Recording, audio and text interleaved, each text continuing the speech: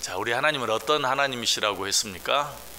분노를 찬송으로 바꾸실 수 있는 하나님. 다르게 말하면 분노할 수밖에 없는 상황을 찬송할 수밖에 없는 상황으로 능히 바꾸실 수 있는 하나님이시다라고 말씀드렸어요. 10절에 나오죠. 진실로 사람의 노여움은 주를 찬송하게 될 것이다. 지금은 어떤 일 때문에 분노할 수 있지만 하나님은 그것까지도 찬송으로 바꾸실 수 있다. 그렇다면 우리는 이 하나님 앞에서 어떻게 해야 한다고 했습니까?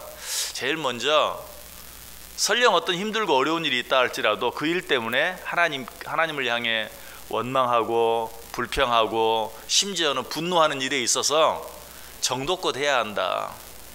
그 분노를 잘 컨트롤할 수 있어야 한다. 하나님 우리 약함을 아시기 때문에 분노하는 것 자체를 금하지는 않아요. 성경이 분명히 그렇게 말하죠. 노를 품더라도 해가 지도록 품지는 말아라 라고 말씀하셨죠. 우리는 하나님 앞에서 연약해서 분노할 수 있어요. 그러나 우리 하나님은 그 분노할 수밖에 없는 상황을 찬송할 수밖에 없는 상황으로 능히 바꾸실 수 있는 하나님인 줄 알고 자제할 수 있어야 한다. 절제할 수 있어야 한다.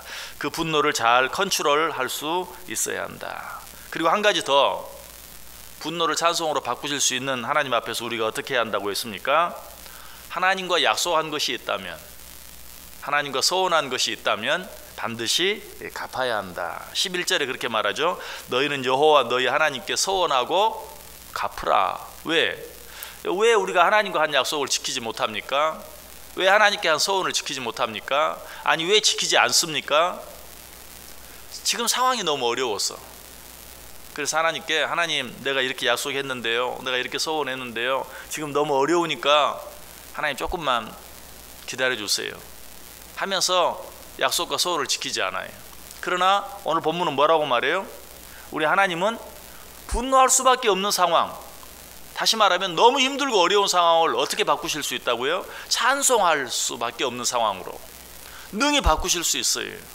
그러므로 지금 힘들고 어렵다 할지라도 이 힘들고 어려운 상황을 능히 찬송할 수 있는 상황으로 바꾸어 주실 줄 믿고 어떻게 해야 돼요? 서원한 것이 있으면, 약속한 것이 있으면 지금 좀 힘들더라도 갚아야 한다 라고 말씀드렸어요. 자, 그런데 이것도 분노를 찬송으로 바꾸실 수 있는 하나님 앞에서 우리가 해야 할 일 전부가 아니에요. 보다 중요한 일 한 가지가 더 있어요.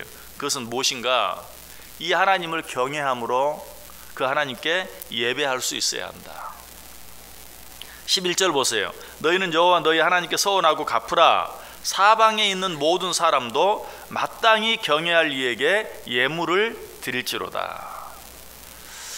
여러분, 우리가 하나님을 경외한다는 것은 그 하나님을 예배한다는 것이. 자, 그런데 오늘 본문은 하나님을 경외할 이에게 예배하라 라고 말하지 아니하고 예물을 드리라 라고 말하고 있어요. 자, 하나님을 진정으로 경외한다면 그 하나님을 예배할 수밖에 없고, 그 하나님께 진정으로 예배하기를 원하는 자들은 예물을 드리며 예배할 수밖에 없어요. 왜 그렇습니까? 성경이 분명히 말하죠. 너희 보물이 있는 곳에 너희 마음이 있다. 예배는 어떻게 드리는 겁니까? 우리의 마음과 뜻과 정성을 다해 드리는 거예요. 우리가 어떻게 우리의 마음과 뜻과 정성을 다해 드릴 수 있습니까? 육신을 가지고 세상을 살아가는 우리 인간은 우리가 이 세상에서 가장 귀하게 여기는 물질, 예물을 드리며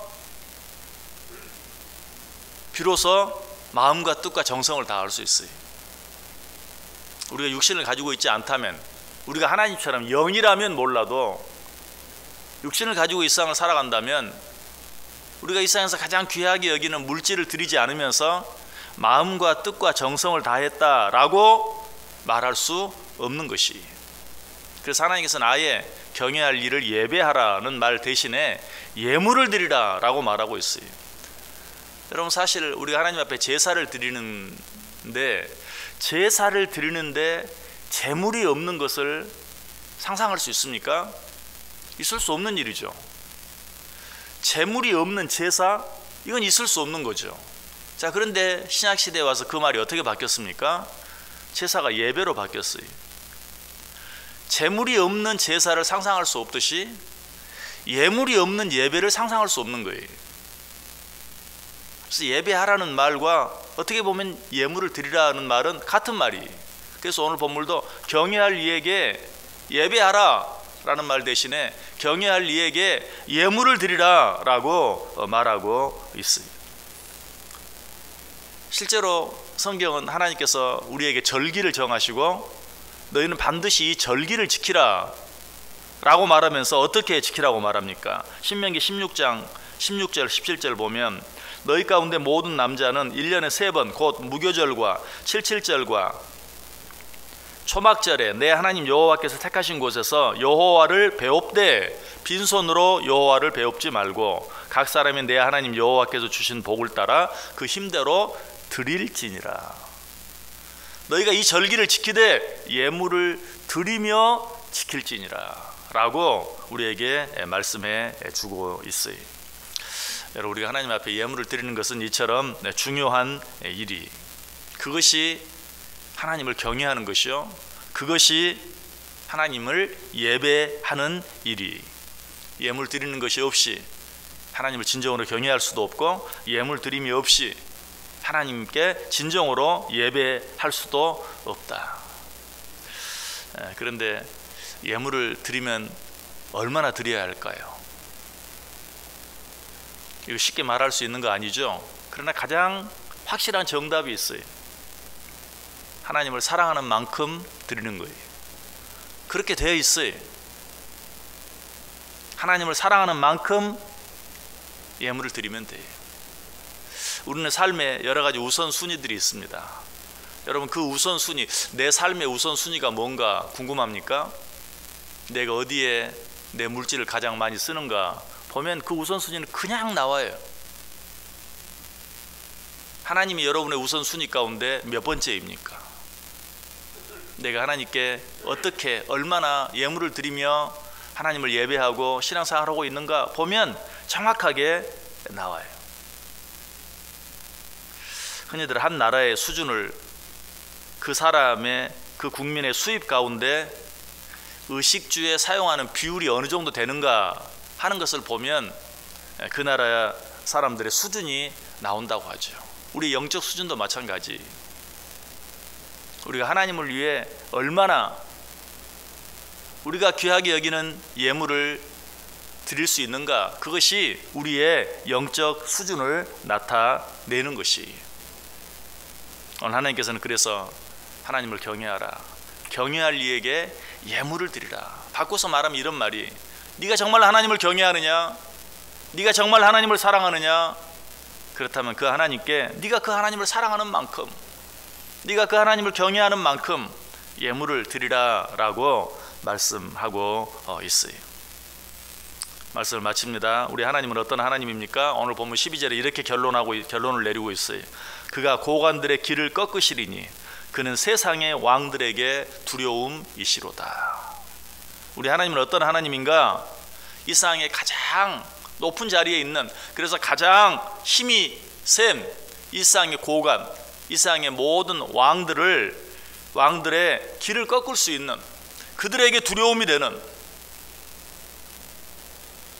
그래서 세상의 모든 사람들은 왕들을 두려워해요. 지금 뭐 옛날과 같은 왕이 세상을 다스리는 시대가 아니지만 아무리 뭐 대통령을 함부로 하고 이렇게 저렇게 말하고 한다 할지라도 막상 그 대통령이 내 앞에 서 있으면 두려울 수밖에 없어요. 함부로 할 수 없어요. 세상이 아무리 바뀌어도 그 사실은 변하지 않아요. 그런데 우리 하나님은 어떤 하나님이다? 그 세상의 모든 왕들의 두려움이 되는, 그 왕들의 길을 꺾어 놓을 수 있는 분이시다 라고 말하고 있어요. 그렇다면 이 만왕의 왕 되신 하나님께 우리는 어떻게 해야 되겠어요? 우리의 경의를 표할 수 있어야 돼요. 그러면서도 우리는 세상에 높은 사람들, 세상에 힘 있는 사람들에게는 경의를 표할 줄 알면서도 하나님께는 그렇게 하지 못하는 경우가 얼마나 많은지 몰라요. 우리가 하나님 앞에서 표할 수 있는 최고의 경의가 무엇일까요? 하나님을 예배하는 것이, 하나님을 찬송하는 것이, 어떻게 예배해야 된다고요? 예물을 드리며 하나님께 예배할 수 있어야 돼요.